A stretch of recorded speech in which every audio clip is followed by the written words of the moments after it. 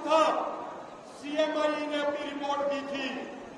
उस रिपोर्ट में कहा कि पूरे देश में, पूरे भारत में अगर कोई राज्य बेरोजगारी के मामले में नंबर 1 है तो उस राज्य का नाम हरियाणा है।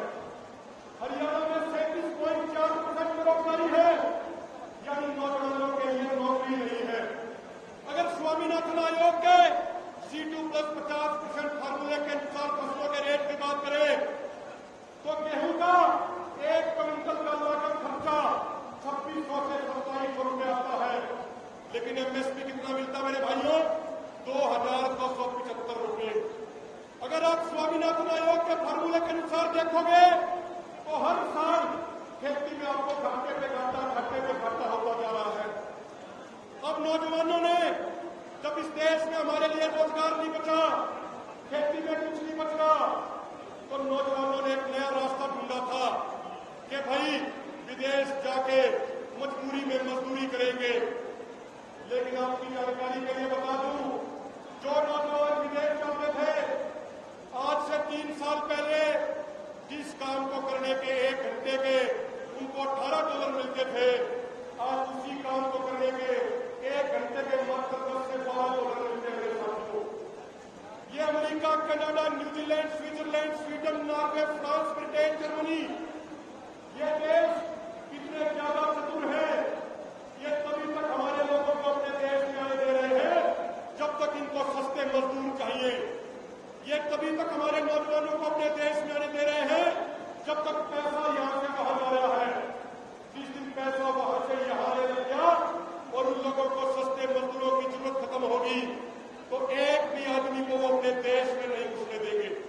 तो वो रास्ता विदेश में मजबूरी में जाकर मजदूरी करने का रास्ता भी बंद होने वाला है। तो अगर अगली पीढ़ी बचानी है, अगर अगली पीढ़ी की रोटी बचानी है तो एक ही तरीका है। अगर भारत बचाना है तो खेती बचानी पड़ेगी, और खेती बचानी है तो MSP काम को आगे बढ़ाना चाहिए। मेरे भाइयों, मेरे बुजुर्गों, नौजवान साथियों, मैं छोटी सी 2-3 बातें कह के अपनी बात को खत्म करूंगा। 1982 में पहली बार हरियाणा में किसी आंदोलन में गोलियां चलाई गई थी और हमारे किसान भाइयों को शहीद किया गया था। उसके बाद अनेकों बार गोलियां चलाई गई। आंदोलन में किसानों को शहीद किया जाता है।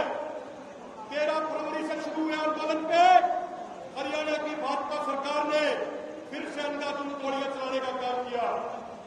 मेरे भाइयों, आपको पता है कि ये गोलियां जो पिछले 42 साल से चलाई जा रही आंदोलनकारियों पे, ये क्यों चलाई जा रही है आपको पता है?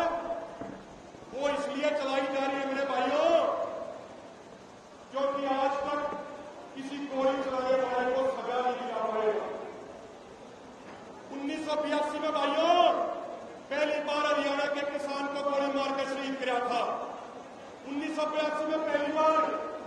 अगर उसी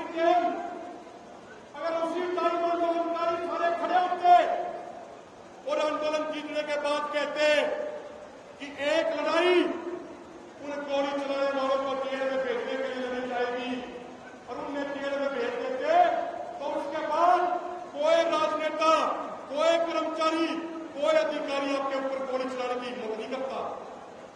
यहां बैठी सारी संगत से, यहां हमारे बैठे सारे भाइयों से एक हाथ जोड़ के प्रार्थना करता हूं मेरे भाइयों, पंजाब वाले भाइयों से, हरियाणा वाले भाइयों से, राजस्थान वाले भाइयों से एक हाथ जोड़ के प्रार्थना है। एक दिन सरदार जगदीश सिंह डलेवाल की तगड़ी बात हो रही थी।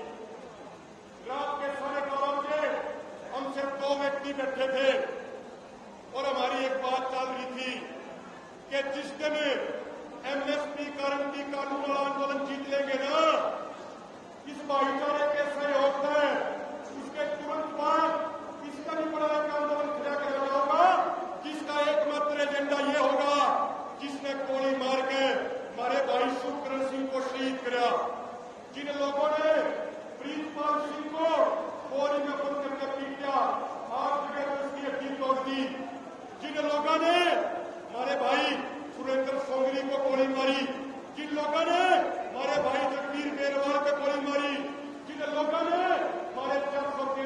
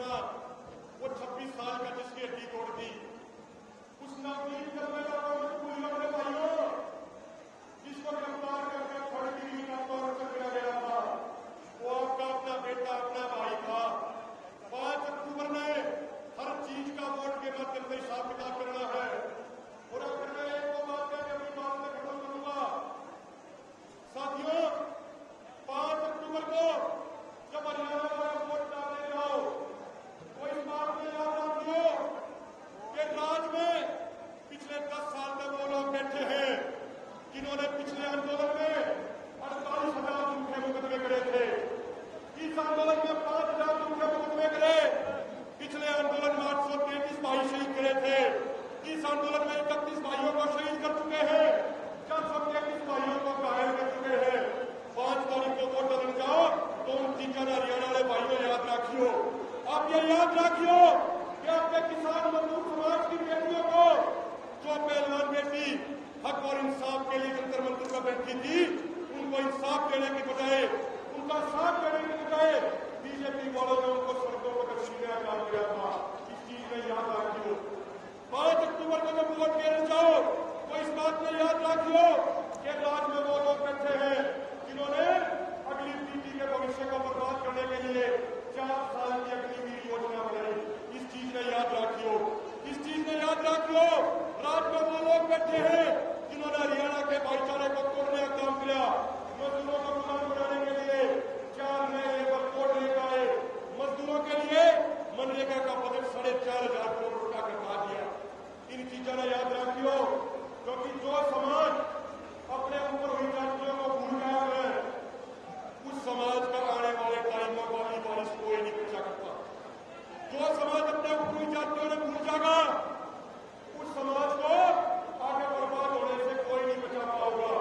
इसलिए हाथ जोड़ के प्रार्थना है, पिछले 10 सालों में जो जातियां भारतीय जनता पार्टी ने हरियाणा के किसान मजदूर समाज के ऊपर, 36 बिरादरी के ऊपर जो जाति निकली है, जो अत्याचार किया है,